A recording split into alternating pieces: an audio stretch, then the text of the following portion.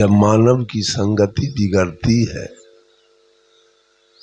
तो इनके संगति में कूप सर्ग लगता है और संगति कुसंगति में बदल जाती है और कुसंगति में रहते रहते मानव की जो मति है उसमें कूप सर्ग लगता है और इनकी मति कुमति में बदल जाती है और कुमति के दबाव में जितने भी कर्म होते हैं उसमें कूप सर्ग लगता है और सारे कर्म कुकर्म हो जाते हैं और कुकर्म करते करते मानव का जो संस्कार है उसमें कूप सर्ग लगता है और सारा संस्कार कुसंस्कार में बदल जाता है। जिसका संस्कार कुसंस्कार में बदल जाए वैसे प्राणी को नरक में और दोजक में जाने से कोई बचा नहीं सकता। बंधुओं, हमारे जीवन के जितने भी पक्ष हैं वो सारे पक्ष कुमति के दबाव में है।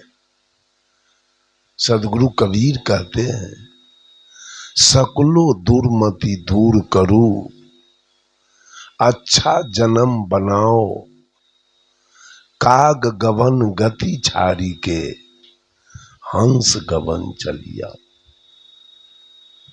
जो हमारे जीवन की जितने भी पक्ष हैं सब दुर्मति के दबाव में चल रहे हैं।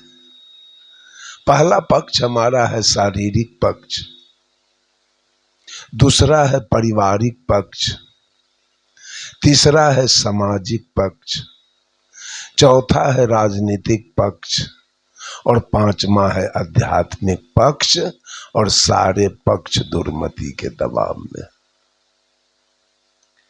कैसे मानव के जीवन में सुख और शांति आ सकती है और कैसे मानव की सद्गति हो सकती है।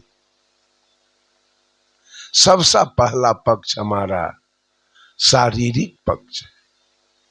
ये शरीर सारे सुखों को भोगने का केंद्र है। 500 बीघा जमीन आपके पास है, बेटा आपका आईएएस है, आईपीएस है और आपके बदन में कैंसर का रोग हो गया है। डॉक्टर ने कह दिया आप ज्यादा से ज्यादा 15 दिन और जी सकते हैं, इसके बाद नहीं। अब वो 500 बीघा जमीन कैसा लगेगा आपके लिए? अब बेटा जो आईएएस आईपीएस है वो कैसा लगेगा, देखने में कैसा लगेगा? सुख मिलेगा? स्कॉर्पियो बोलेरो आपके दरवाजे पर लगी है, 5 महल का मकान है, पत्नी भी बड़ी सुंदरी है, खूबसूरत है और एड्स का बीमारी हो गया है। अब पत्नी कैसी लगेगी? देखने में अच्छी सुंदरी लगेगी क्या? नहीं लगेगी। इसलिए शरीर अगर हमारा स्वस्थ है, शरीर अगर हमारा स्वच्छ है, शरीर हमारा अगर बलवान है तो दुनिया के सारे सुखों को आप भोग सकते हैं। भौतिक सुख, दुनिया के सारे भौतिक सुखों को आप भोग सकते हैं। जमीन वाला सुख भोग सकते हैं, तोशक तकिया रजाई वाला सुख भोग सकते हैं, मकान वाला सुख भोग सकते हैं, पत्नी वाला सुख भोग सकते हैं, सिनेमा सर्कस वाला सुख भोग सकते हैं, स्कॉर्पियो बोलेरो वाला सुख आप भोग सकते हैं। लेकिन शरीर में अगर रोग हो गया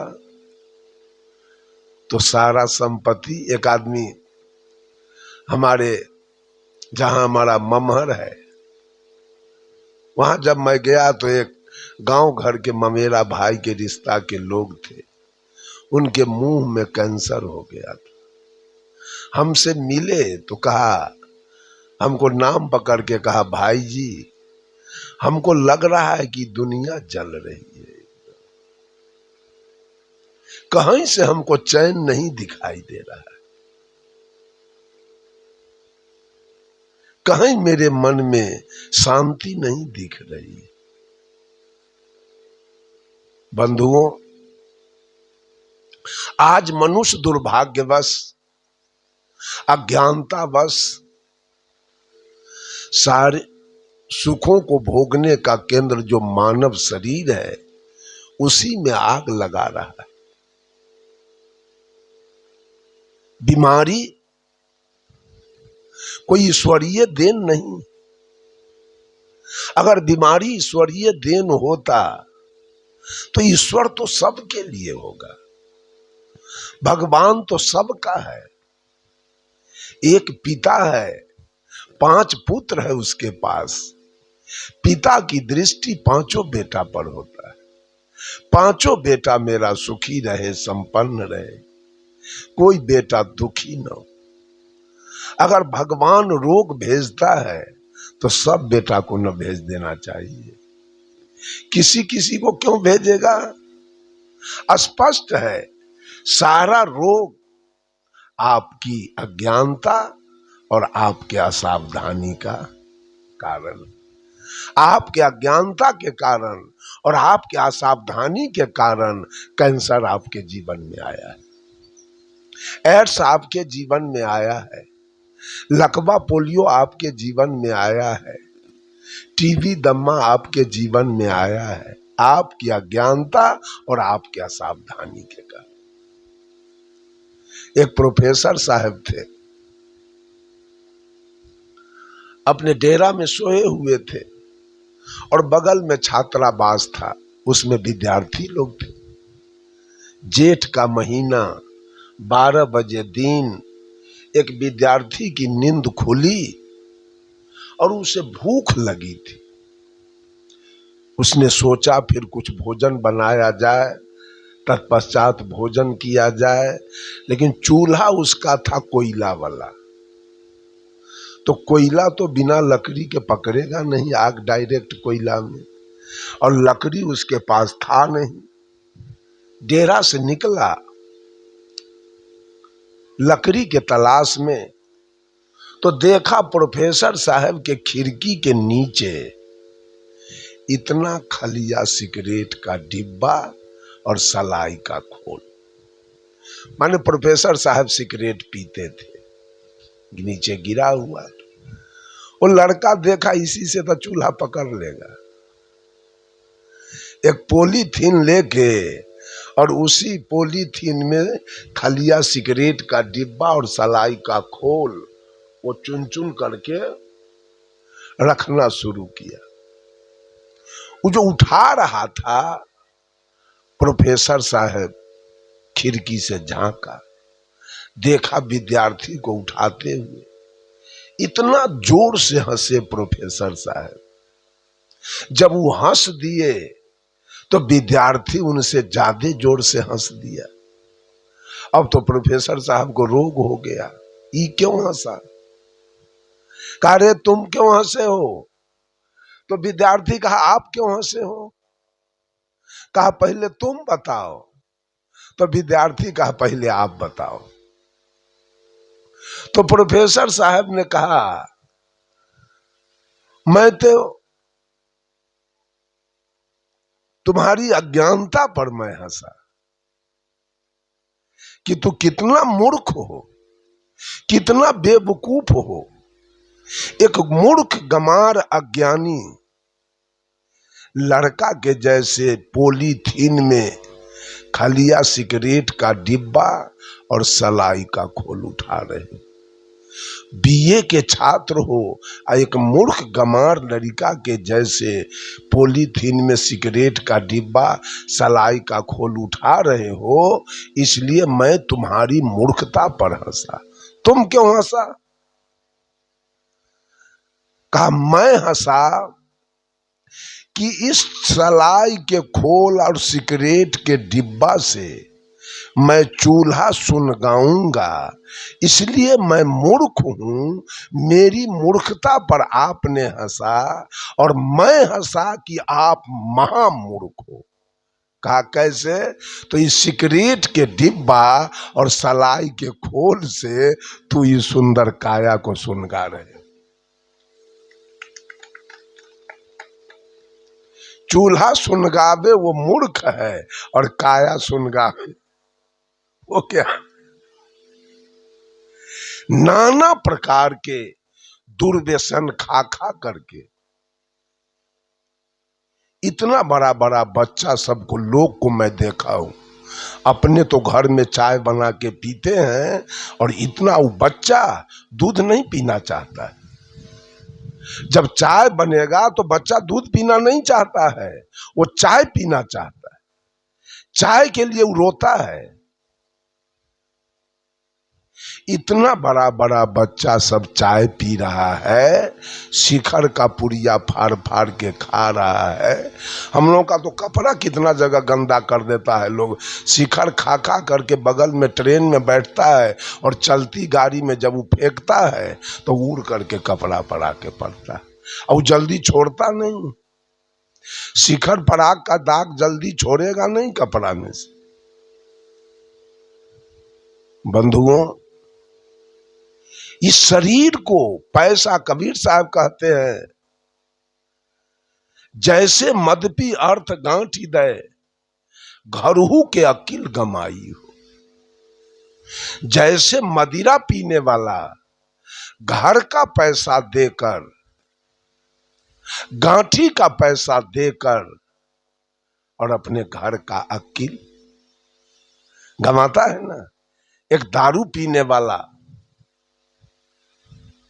ससुर और दामाद, जानते हैं ना, ससुर और दामाद दोनों एक ही भट्टी में गया पीने के लिए और पी के जब फूल हो गया, ससुर भी पी के फूल हो गया और दामाद भी पी के फूल हो गया, तो ससुर कहता है दामाद से, कहिए भाई साहब हालचाल। ससुर दामाद को कहता है भाई साहब, कहिए भाई साहब हालचाल। तो दामाद कहा हाँ भाई साहब हालचाल ठीक है। दामाद कहता है ससुर के भाई साहब। पीने के बाद घर का अकिल गया कि रहा? पैसा दे के घर का अकिल बचा कि गया? दामाद कहता है हाँ भाई साहब हालचाल ठीक है। तो ससुर कहा मेरे बेटी का हालचाल कहिए कैसा है? तो दामाद कहा आपके बेटी का भी हालचाल ठीक है। कहा ठीक से कहिए। तो दामाद कहा क्या कहेंगे ठीक से? जैसे आपकी बेटी वैसे मेरी बेटी। पत्नी को बेटी कह रहा है दारू पीने वाला, और दामाद को भाई साहब कह रहा है और दामाद ससुर को भाई साहब कह रहा है। ये परिस्थिति है दुनिया की। इस शरीर को पैसा दे दे करके, पैसा फेंक फेंक करके, सबसे पहले हम इस शरीर को जर्जर बनाते हैं, रोगी बनाते हैं। क्या सुख भोगेंगे? भजन होगा? रोगी काया से भजन होगा? कहा पहला सुख है निरोगी काया, और दूसरा सुख है घर में माया, तीसरा सुख है पतिव्रता नारी, और चौथा सुख है पुत्र आज्ञाकारी। और पहला नरक है रोगी काया, और दूसरा नरक है दरिद्री छाया, और तीसरा नरक है कलही नारी, और चौथा नरक है पुत्र बेबीचारी। सबसे पहले हम लोग अपना ध्यान अपने आप पर देखें, अपने जीवन को देखें। सारे सुखों को भोगने का केंद्र यही मानव शरीर है, और मनुष्य अज्ञानतावश गलत लोगों के संपर्क में जाने से इस काया को ही सबसे पहले डैमेज करता है, रोगी बनाता। क्या सुख भोगेंगे, क्या शांति मेरे जीवन में आएगा, क्या सदगति हमारी हो सकती है? कुछ नहीं, अकाल मृत्यु होगा, होगा ना। अकाल मृत्यु। एक महात्मा जी थे, प्रवचन दे रहे थे, बीड़ी सिगरेट और गांजा नहीं पीना चाहिए, दारू तारी नहीं पीना चाहिए, जुआ नहीं खेलना चाहिए। प्रवचन कर रहे थे और 10-20 नौजवान आ रहा था महात्मा जी के विचार को सुनने। इस बात को सुना और वहीं से वापस हो गया। कहा कि ओ ये बाबाजी हम ही लोगों को देखकर ही बात बोलना शुरू किया, अब इसके विचार को हम लोग नहीं सुनेंगे। वहीं से घूम गया। महात्मा जी ने सोचा अब तो जुल्म हुआ, अब तो रोगी सब जा रहा है, हम इलाज किसका करेंगे। तुरंत महात्मा जी बात को बदल दिया। कहा एक बात है, बीड़ी सिगरेट पीना तो खराब जरूर है, लेकिन पैखाना जाने के समय एक आध गो पीने में कोई हर्ज नहीं। आके घूम गया सब। कहा वाह बाबाजी तो ठीक है, अब अच्छा प्रवचन कर रहा है, चलो इसके विचार को अब सुनेंगे। वापस हुआ, कुछ दूर और निकट में आया तो महात्मा जी ने कहा तारी दारू पीना तो खराब जरूर है, लेकिन होली के दिन एक आध शीशी पीने में कोई हर्ज नहीं। तब तो और सब आगे बढ़ गया।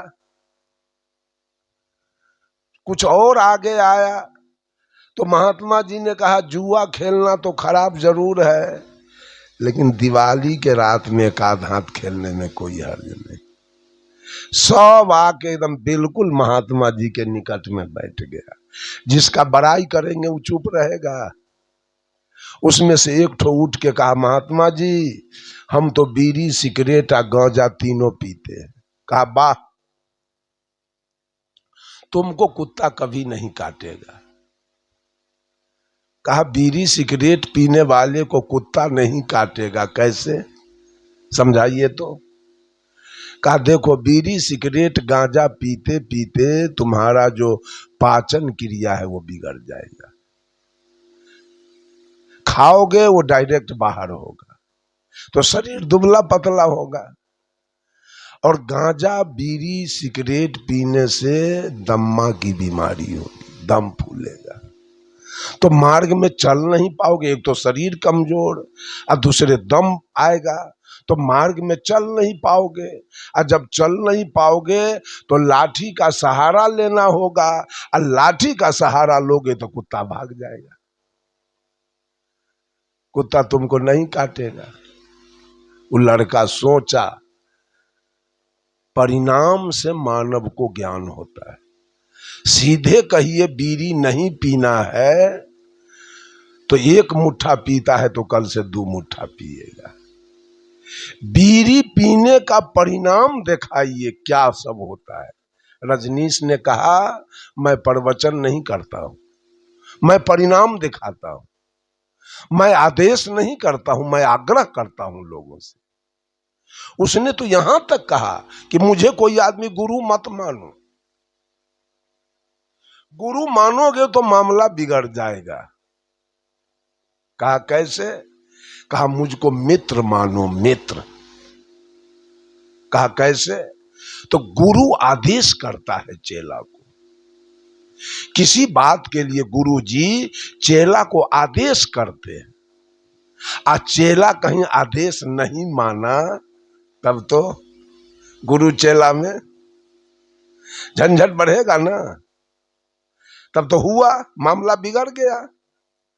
और मित्र जो है वो केवल सलाह देता है, सलाह मानो तब भी ठीक है, न मानो वो तुम जानो। इसलिए मैं मित्रवत सब लोगों को सलाह देता हूं।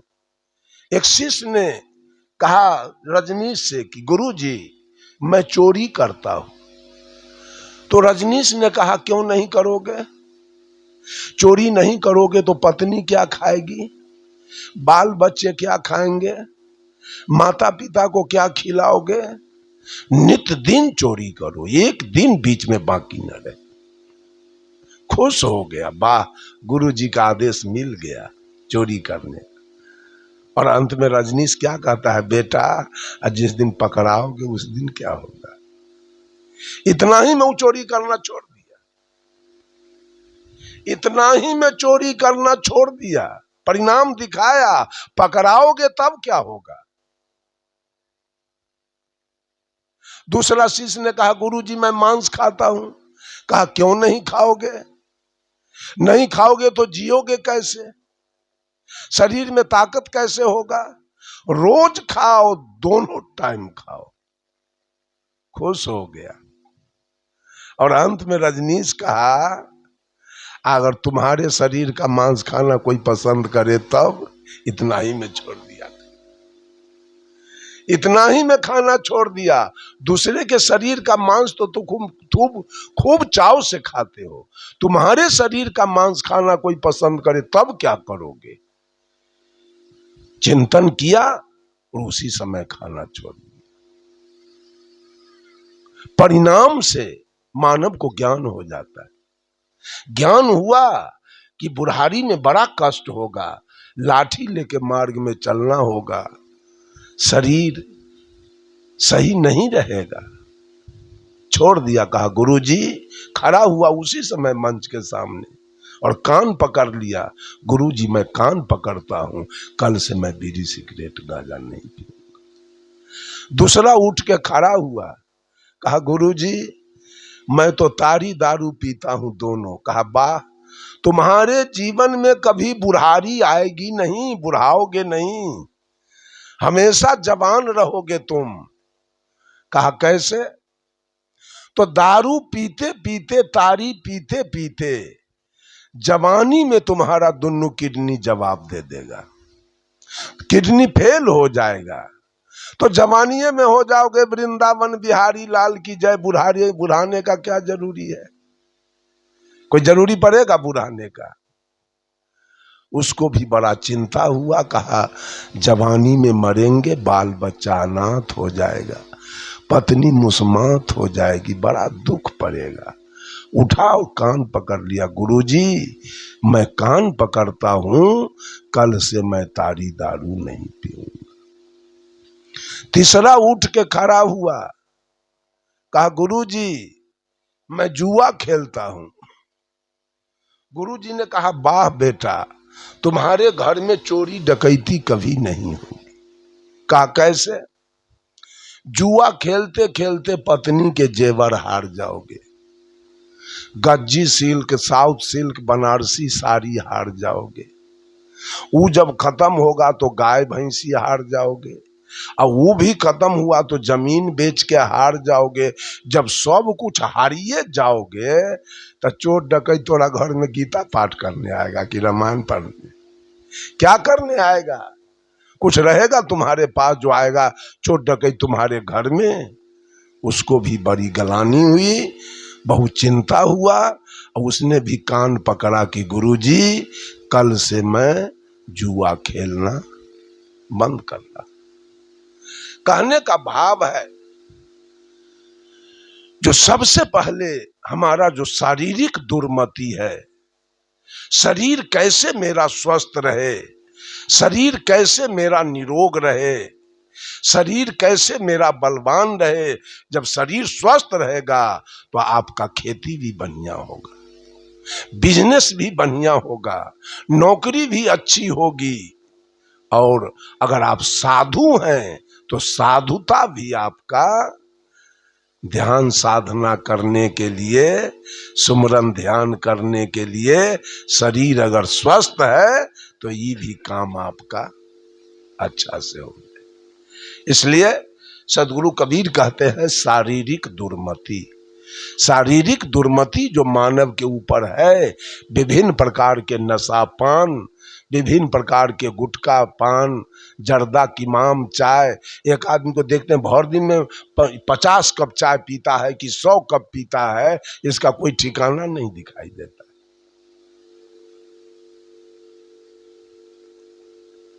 दूसरा है पारिवारिक दुर्मति। पारिवारिक दुर्मति भी मेरे दिमाग पर बैठा है। हम भाई से बेईमानी करते, हम भतीजा से बेईमानी करते, देवरानी जेठानी से बेईमानी करती है, देवरानी जेठानी से बेईमानी करती है, देवर भाभी से बेईमानी करता है, भाभी देवर से बेईमानी कर रही है, सास पुतोह से बेईमानी कर रही है, पुतोह सास से बेईमानी कर रही है। ये परिवार कितना दिन चलेगा? किसके लिए बेईमानी करते हैं? क्या क्या आपके साथ जाने वाला है? क्या सब जाएगा आपके साथ? क्या कुछ जाने वाला है? बेईमानी किस लिए हो रहा है परिवार से? आज भाई भाई का मर्डर करवा रहा है, चचा भतीजा का मर्डर करवा रहा है, दुर्मति के कारण। एक आदमी धनवान बनने के लिए अपने भाई की हत्या करा रहा है, उसका जमीन, उसका हक हिस्सा बेईमानी कर रहा है। घर में लड़ाई हो रही है, मार काट हो रहा है, खून खराबी, पुलिस आ रही है, आपके डांड में रस्सा लग रहा है, आप जेल जाते हैं। एक आदमी बिहार मोतिहारी जिला के रहने वाला एक दिन हमसे कहा कि साहब जी मैं आप ही के साथ रहूंगा। मैं कहा रहिए, कोई हर्ज नहीं, बात क्या है सो कहिए। तो घर में किसी से बनाव हमारा नहीं, कितना दिन मैं रह सकता हूं उस परिवार में, किसी परिवार से, पत्नी से भी हमारा बातचीत नहीं होती, हमारी बातचीत नहीं होती है।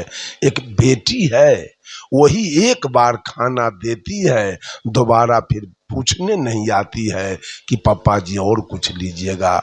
जो दे गई वो खाता हूं और फिर मैं वहां से निकल जाता हूं। फिर घूम घाम के शाम में आया, जो दिया सो खाए, फिर बिछावन पर सो गए। मैं अब नहीं रहूंगा। हम कहा तो ठीक है चलिए। संजोग से मोतिहारी जिला में ही मेरा कार्यक्रम था। रेल का स्टेशन है रक्सौल, रक्सौल स्टेशन के बगल में। वो आया, हम कहा चलिए। संजोग देखिए, कल होके माह का महीना था, कल होके जीवन ज्योति केंद्र परम पूज्य सदगुरु आचार्य धर्म स्वरूप साहब के आश्रम पर कार्यक्रम था 3 दिवसीय। मैं कहा चलिए मेरे साथ। रामगढ़वा स्टेशन बगल में था, उसमें जाके मैं मिथिला एक्सप्रेस पकड़ा, उनको भी लिया, आया यहाँ। 3 दिन का कार्यक्रम जब खत्म हुआ तो चौथा दिन खगड़िया जिला में एक प्रहलाद चौरसिया जी थे, उनके यहाँ का कार्यक्रम था। मैं कहा चलिए, वहां गए। शाम का सत्र हुआ और रात्रि में जब बिछावन पर जाके सोते हैं तो वही व्यक्ति हमसे कहता है जाकर, साहब जी, हम कि हाँ कहिए। तो पोता को देखने का मन करता है, देख लीजिए आप कैसे खींच रहा है मोह। हम कहा तो जाइए, हम ना आपको बुलाने गए हैं और ना आपको हम रोक रहे हैं, आप जा सकते। मैंने कुछ पैसा भी दिया, कुछ कपड़ा भी दिया, कुछ पैसा तो लोग दिए थे मेरे साथ उनको, अब मैं भी कुछ दिया और रास्ता भी दिखा दिया। सवेरे भोरे हमारे निकट से वो आदमी निकला, आया अपने घर, और 4 बेटा था उसके पास, जिसमें एक ही बेटा का विवाह हुआ था, 3 बेटा का विवाह नहीं हुआ था। एक बड़ी बेटी थी, उसका विवाह हुआ था, छोटी बेटी कुमारी थी, यहाँ आया, एक दो रोज के बाद बेटा पुतोह में कुछ झंझट हुआ, पुतोह मिट्टी तेल छिड़क के, किरासन तेल और आग लगा के जल गई, मर गई। आनंद फानन में ये लोग लाश को जला दिया। लेकिन जिसकी बेटी थी, उसका एक रिश्तेदार और था उस गांव में, उसने उसको फोन कर दिया, वो आया, 9 आदमी को मुदाले किया। उसी अवधि में मैं एक बार उसके यहां पहुंच गया, दरवाजे पर मेरा बिछावन कर दिया, मैं सो गया, और गांव का चौकीदार आके उसको कह दिया कि आज दरोगा जी आ रहे हैं पकड़ने के लिए। हमको नहीं कहा, सब प्राणी भाग गया, घर छोड़ दिया। अकेले हम उसके दरवाजे पर सोए हैं। 12 बजे रात में 1 दर्जन फोर्स और दरोगा जी आ गए, हमको जगाया, उठिए उठिए, कौन है? हम तो साधु हैं। कहा सब साधु वही घुसार देंगे आगे। राम बाबू कहाँ है सो पहले बताइए। हम क्यों, तो घर में सोया हुआ होगा। अरे कहाँ है घर में? हमको क्या पता जो सब प्राणी भाग गया है। हमको कहा साधुआई घुसार देंगे, तो कल उसको कहिए जमानत कराने के लिए। 1 बीघा जमीन बिक गया, जमानत हुआ। वकील कहा कि बिना जेल 20 वर्षा के कोई उपाय नहीं है, इसलिए अपने कुटुंब से समझौता कीजिए। तो 10 लाख रुपया कुटुंब लिया, समझौता किया, 1 बीघा जमीन बिक गया। अभी चारों बेटा कुमारा है, उसके दरवाजे पर एक भी रिश्तेदार नहीं आ रहा। ये पारिवारिक दुर्मति। आप पत्नी को गाली देते हैं छोटी छोटी गलती पर, पत्नी को मारते हैं आप। आपके मारने से वो पत्नी डूब के मर गई, आग लगा के मर गई, रेल में कट के मर गई, तो क्या होगा? जीवन आपका कैसा होगा? आप तो जेल के अंदर होंगे, पुलिस का डंडा लगेगा आपके ऊपर, आपको आजीवन कारावास भोगना होगा। ये पारिवारिक दुर्मति भी मनुष्य के ऊपर जकड़ा हुआ है। कैसे हमारे जीवन में सुख और शांति आएगी? एक तो शारीरिक दुर्मति है कि हम नाना प्रकार के दुर्व्यसन खाकर, नाना प्रकार के गलत चीज खाकर हम पहले शरीर को खत्म करते हैं, और दूसरे हमारे ऊपर पारिवारिक दुर्मति है। भाई भाई में खून खराबी हो रहा है, भाई भाई में मामला फौजदारी चल रहा है। एक महात्मा जी ऐसे गांव गांव में घूमते थे, लोगों को जगाते थे, रामानंदी थे, रामानंदी साधु थे, गांव गांव जाके जगाते थे। एक गांव में गए, एक आदमी को कंठी माला दिया, और उसको उन्होंने रामचरित्र मानस दिया पढ़ने के लिए। महात्मा जी चले गए और कहा कि मैं अगले साल आपके यहां फिर आऊंगा। कहा ठीक है बाबा। 1-2 महीना रामचरित्र मानस पढ़ा, उसके बाद 2 भाई था, दोनों भाई में बंटवारा हो गया। बंटवारा हुआ तो बड़का भाई थोड़ा जमीन बेसी ले लिया, रुपया पैसा भी थोड़ा अधिक लिया, बेईमानी किया, तो दोनों भाई में लड़ाई हो गया, मारपीट हुआ। मारपीट होने के बाद 2-2, 3-3 कितना फौजदारी हो गया। अब वो बेचारा रामायण पढ़े कि फौजदारी लड़े, रामायण को लाल कपड़ा में बांध के रख दिया, लगा फौजदारी लड़ने। अगला साल महात्मा जी आए, महात्मा जी ने पूछा बेटा ये जाके दंडौत बंदगी किया? कहा रामायण पढ़ते हो? कहा बाबा क्या रामायण हम पढ़ेंगे, आप गए उधर, इधर भाई में बंटवारा हुआ, भैया जमीन अधिक लिया, इसमें मारपीट हुआ, खून खराबी हुआ, 2-2 3-3 कितना मुकदमा हुआ। अब मैं पैसा का इंतजाम करूं, तारीख करूं कि रामायण पढ़ूं? आपका रामायण वो बांध के रखा हुआ है। गुरु जी ने कहा छोड़ो छोड़ो, तुम्हारे जैसा चेला से एक बिटकेले हम रोप लेंगे। ऐसा चेला नहीं चाहिए। लाओ रामचरितमानस हमको दे दो, हम चलते हैं। कहा गुरु जी इतना क्यों बिगड़ते हैं, अरे एक दो रोज रहिए, अपना रामायण लेके चले जाइए। कहा 1 सेकेंड नहीं, 1 सेकेंड मैं तुम्हारे दरवाजे पर रुकना नहीं चाहता हूं, मेरा रामायण दे दो। कहा गुरु जी तो बताइए क्या करें। कहा ये बताओ तुम कि रामायण कुछ भी पढ़ा। कहा जी कुछ तो पढ़ा जरूर। कहां तक पढ़ा?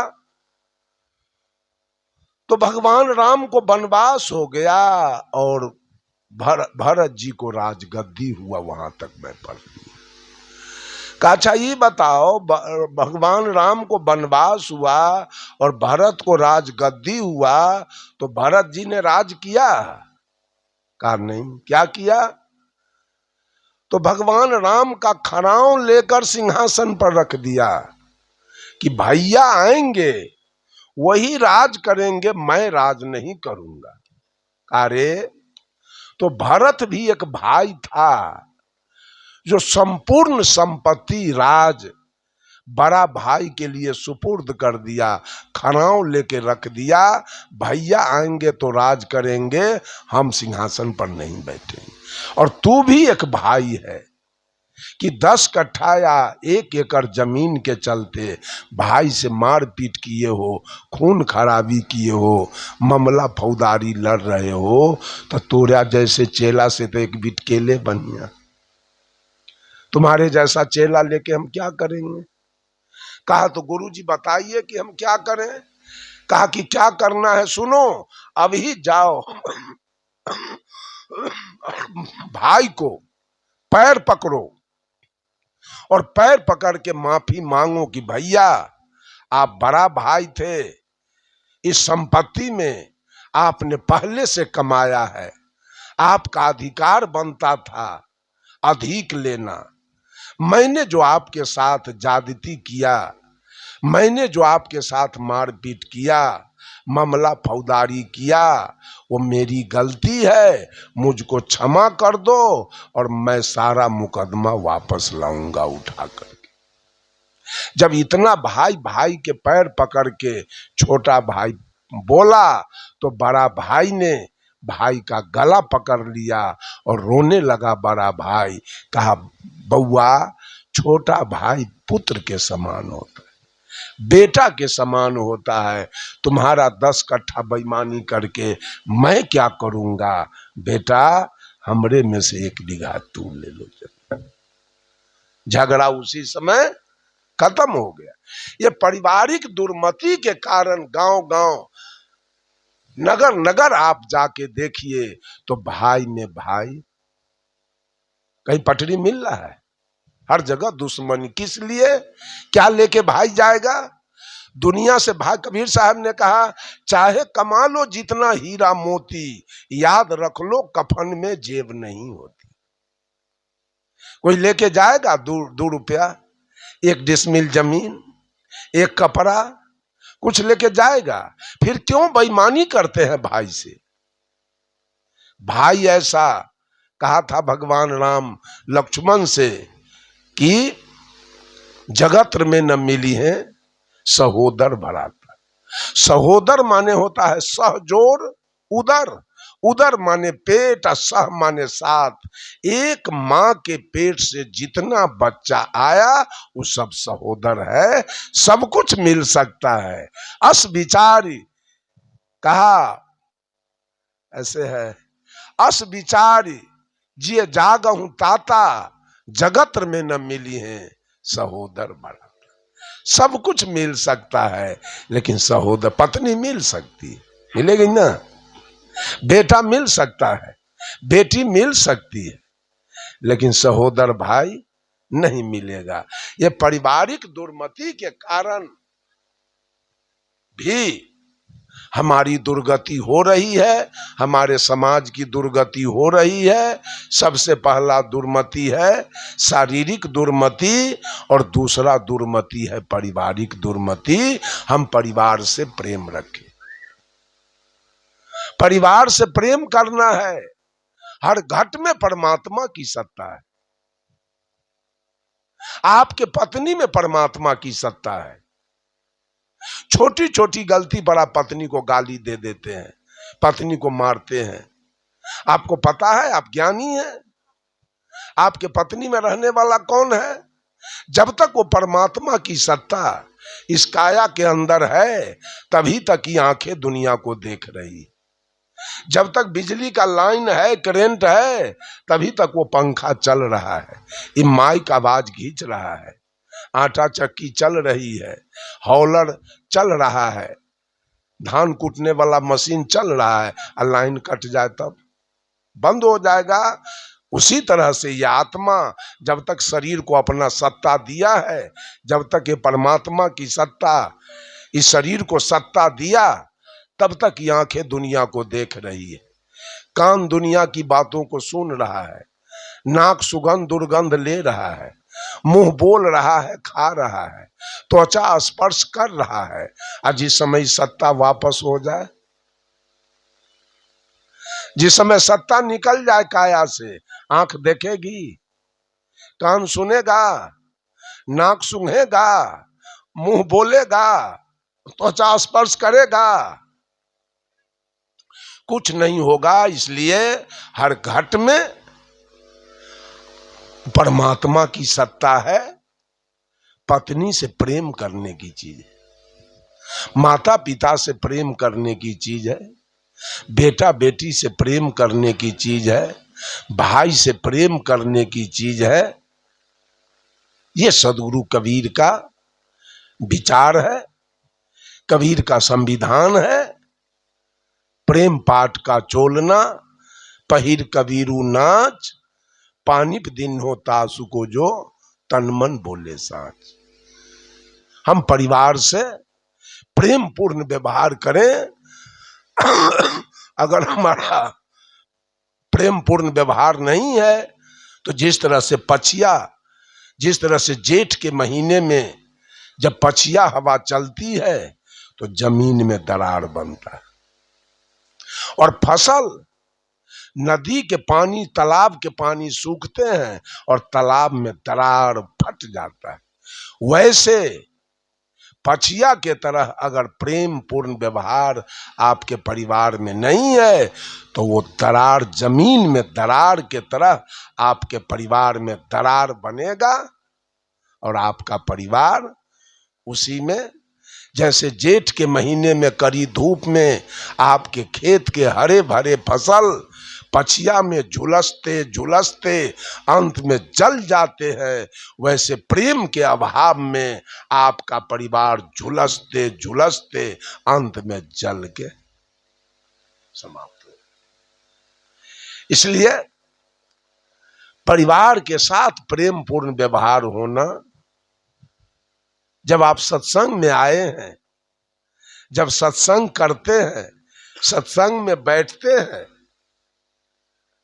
तो सत्संग जीवन में उतरना, कि केवल सत्संग करते। सही कहे रंजीत साहब, बहुत लोगों को मैंने अभी तक देखा सत्संग करते करते अभी तक बीड़ी पीना बंद नहीं। कहता है, एक आदमी से पूछा, एक आदमी कि इतना दिन से सत्संग किए हो तो उपलब्धि क्या हुआ है? बहुत दिन से देखते हैं सत्संग में जाते हो, तो अभी तक उपलब्धि क्या हुआ? तो उसने क्या कहा, थोड़ा थोड़ा ढोलक बजाने अब आया है। यही है सत्संग। सत्संग में जाकर के ढोलक बजाना सीखा जाता है, हारमोनियम बजाना सीखा जाता है, और गीत गाना सीखा जाता है क्या? सत्संग में जाने का मतलब है जीवन में परिवर्तन। अगर आप कोई लोहा लेके लोहार के यहाँ जाते हैं, लोहा लेके लोहार जो बनाता है औजार, उसके यहाँ जाते हैं, और रास्ते में कोई पूछे हाथ में क्या लेके जा रहे हैं, तो क्या कहेंगे आप? लोहा है। क्या कहेंगे? लोहा है। इधर से ले गया वो लोहार, उधर से गरासा बना दिया, गरासा बना दिया उस लोहा के, करछुल बना दिया। अब उधर से वापस होते हैं, और तब पूछे हाथ में क्या है, तो क्या कहिएगा? हैं? गरासा है। अब तो लोहा नहीं कहिएगा, अब तो लोहार ने उस लोहा को गरासा में बदल दिया। इस तरह से सद्गुरु होते हैं। ये सत्संग का महिमा है। सत्संग परिवर्तन परिवर्तक स्थल है। यहाँ से आदमी, जैसे लोहार ने लोहा को गरासा में परिवर्तित कर दिया, वैसे आप सत्संग में आए हैं तो यहाँ से परिवर्तित होके अपने घर जाएं, तब तो सत्संग का महिमा है। आज जिंदगी भर बैठिए सुनिए, अब परिवर्तन कुछ नहीं। बीड़ी पीते रहिए, खैनी खाते रहिए, सिगरेट पीते रहिए, क्या सत्संग है?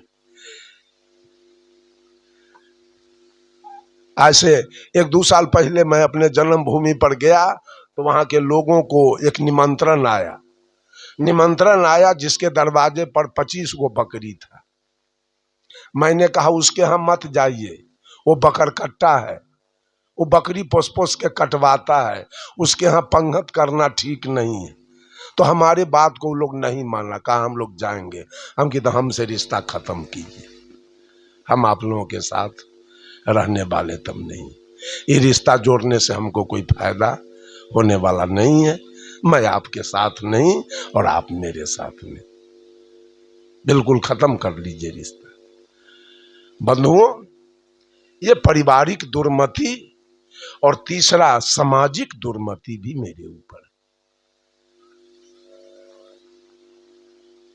और सबसे बड़ा तो आध्यात्मिक दुर्मति मेरे ऊपर। हम माटी का पूजा करते हैं, हम पानी का पूजा करते हैं। इस संसार में 2 ही पदार्थ है, एक प्रकृति और एक पुरुष। पुरुष ये बोल रहा है और प्रकृति से शरीर है। शरीर, प्रकृति जड़ होता है और पुरुष चेतन होता है। प्रकृति न अपने को जानती है और न दूसरे को जानती है। पुरुष अपने को भी जानता है और दूसरे को भी जानता है। हम पुरुष होकर, हम चैतन्य होकर, हम चेतन जीव आत्मा होकर और जड़ प्रकृति की पूजा करते हैं। सवेरे एक आदमी को मैंने देखा वहां पर जल ढारते हुए, अब इसमें बैठे हैं कि नहीं बैठे हैं, क्या है? एक पेड़ में आप जल चढ़ाते हैं और पेड़ आपका दुश्मन है क्या है? यहां तो पक्षपात हो गया। जल चढ़ाते हैं तो सब पेड़ में चढ़ा दीजिए। वो सामने आग का पेड़ है, देख लीजिए, उसमें कम शक्ति है? आग के पेड़ में कम औषधि है क्या? उस पर तो आप नहीं चढ़ाते हैं, पक्षपात है। तो चेतन होके आध्यात्मिक दुर्मति के कारण आप जड़ की पूजा करते हैं। आग की पूजा लोग मनुष्य कर रहा है, आग की पूजा कर रहा है। आग में जौ, तिल, हवन, अरवा चावल, नारियल, घी, जटामसी, गुगुल, क्या क्या कीमती चीज जलाता है आध्यात्मिक दुर्मति के कारण। आग भगवान है, आग में ज्ञान है, आग में बुद्धि विवेक है, आग में दया क्षमा है, आग आपका कल्याण कर देगा। उसी आग में एक दिन बेटा जल के मर जाएगा, उसी आग में एक दिन पोता आपका जल के मर जाएगा, उसी आग में Gajji silk, south silk, Banarasi sari जल जाएगी, उसी आग में कोट फुल पैंट जल जाएगा, उसी आग में दस्तावेज और खतियान जल जाएगा, और उसी आग में लाख के लाख रुपया आपका जल जाएगा। आग बचा लेगा? वो सोचेगा हमारा पूजा इसने किया है, इस पर थोड़ा ये काम ये संत महापुरुष कर सकते हैं कि ये हमारा शिष्य है, ये हमारा दास है, इस पर कोई विपत्ति आई है तो हम इसकी रक्षा करें। आग रक्षा करेगा? करेगा? बोलिए। आग से भोजन बनाने की चीज है, आग से कपड़ा पर आयरन करने की चीज है, आग से चिमनी भट्ठा चला के ईंटा पकाने की चीज है। आग से थर्मल पावर बिजली तैयार करने की चीज है। आग से होटल चलाने की चीज है। आग से कल कारखाना चलाने की चीज है। आग गोर लागने की चीज नहीं और पूजा करने की चीज। लेकिन भूलवश आज मानव आध्यात्मिक दुर्मति के कारण आग की पूजा कर रहा है। संत की पूजा नहीं, आग की पूजा हो रही।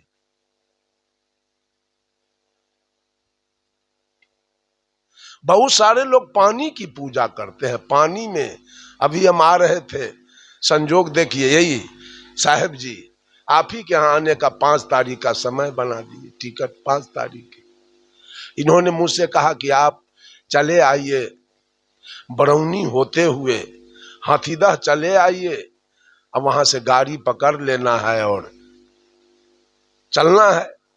मैं जब किसी तरह से हाथीदह तक पहुंचा तो बरौनी से मैं देखा, हाथीदह में देखा छोटा छोटा बकरी के बच्चा गोदी में महिला सब लिए गंगा में। गंगा के निकट जाके कटवा दिया वो बकरी के बच्चा को, गंगा के पानी को खून से लाल कर दिया। यह आध्यात्मिक दुर्मति का कारण। इतनी भीड़ थी वहां हाथीदह स्टेशन पर गंगा नहाने वाली से और पुरुष लोगों से। मैंने इनको कहा लगता है मैं नहीं पहुंच पाऊंगा, गाड़ी हमको नहीं पकड़ा सकेगी, लेकिन मैं किसी तरह से वहां से निकल के तब मैं जमुई पहुंचा इनके निकट, तब वहां से गाड़ी पकड़ के।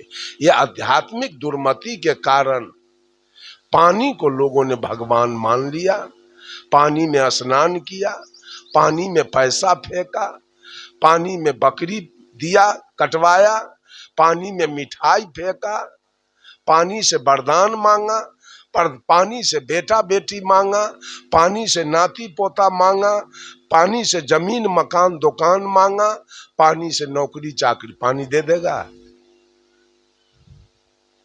पानी में है ज्ञान, पानी में है ध्यान, पानी में है बुद्धि, पानी में है विवेक, पानी में है दया, पानी में है क्षमा, जो आप पर क्षमा कर दे। जिस पानी का पूजा आपने किया है उसी पानी में एक दिन आपका नाती डूब के मर जाएगा, उसी पानी में बेटा डूब के मर जाएगा, उसी पानी में धान डूब के गल जाएगा, उसी पानी में दस्तावेज और खतियान डूब के गल जाएगा, उसी पानी में लाख का लाख रुपया डूब के गल जाएगा। तब तो भगवान से भेंट होगा।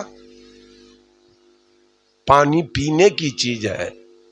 पानी में जड़ में गुण होता है और प्रकृति में ज्ञान होता है। आग में गुण है, जार लगे तो थोड़ा सा लकड़ी जमा करके सलाई बार दीजिए और लहरने लगे तो ताप लीजिए, शरीर में गर्मी आ गई। गुण है, शरीर को गर्म कर देगा। आग में गुण है, कान कपड़ा पर आयरन कर लीजिए। आग में गुण है, खपड़ा पका लीजिए, ईंटा पका लीजिए। आग में गुण है, बिजली तैयार कर लीजिए। आग में गुण है, भोजन बना के खा लीजिए।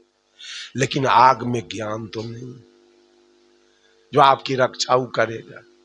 पानी में गुण है, प्यास लगी हो तो पी लीजिए, प्यास मिट गया। पानी में गुण है, शरीर में गर्मी लग रही है तो स्नान कर लीजिए, शरीर शीतल हो जाए। पानी में गुण है, कपड़ा गंदा हो गया, धो दीजिए, कपड़ा साफ हो गया। पानी में गुण है, फसल जल रहा है, पटा दीजिए, फसल हरा भरा हो। पानी में गुण है, बिजली तैयार कर लीजिए, पंखा चलाइए, हीटर चलाइए, गीजर चलाइए, जो चलाना है चलाइए। पानी में गुण है। लेकिन पानी में ज्ञान तो नहीं कि आपके पोता को डूबते हुए बचा लेगा। लेकिन पुरुष में ज्ञान है। अगर कोई मनुष्य देख लिया कि वो बच्चा डूब रहा है, दौड़ के जाएगा पकड़ के उसको निकाल। लेकिन पानी में है वो ज्ञान, बचाएगा। आज अज्ञान बस ये मानव पुरुष होकर, चेतन जीव होकर जड़ प्रकृति की पूजा कर रहा है। पूजा तो संतों की होनी चाहिए।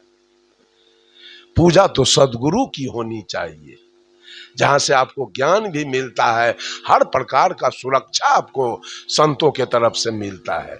व्यवहारिक ज्ञान, आध्यात्मिक ज्ञान, सामाजिक ज्ञान, सारा ज्ञान संतों से आप प्राप्त करते हैं। इसलिए पूजा का मालिक अगर कोई है तो वो संत महापुरुष हैं, वो सद्गुरु हैं। आपकी पूजा करने से तो आपका एक प्रश्न होगा कि पानी बिना तो हम जिंदा नहीं रह सकते, पानी के बिना आप मर भी नहीं सकते। गाड़ी अलग होती है और गाड़ी का चालक अलग होता है। गाड़ी का भोजन होता है डीजल, पेट्रोल, मोबिल, ग्रीस, और ड्राइवर पेट्रोल पीता है क्या? ड्राइवर का भोजन अलग होता है, भात दाल सब्जी, रोटी दाल सब्जी, चिवड़ा दही पूरी जिलेबी पेड़ा रसगुल्ला आम लीची कटहर केला ड्राइवर खाता है। गाड़ी का भोजन अलग और चालक का भोजन अलग। तो ये काया गाड़ी है, ये काया गाड़ी है, इसका भोजन है भात दाल सब्जी। अभी जलपान बना हम लोग की, अभी भोजन बन रहा है, ये गाड़ी को देना है भोजन। लेकिन अभी जो चल रहा है सत्संग, ये ड्राइवर का भोजन। अभी जो सत्संग चल रहा है, ये चालक का भोजन। गाड़ी का भोजन वहां और चालक का भोजन यहां से मन से मिल रहा है ना। चालक का भोजन है भजन, सुमिरन, ध्यान, साधना, भक्ति।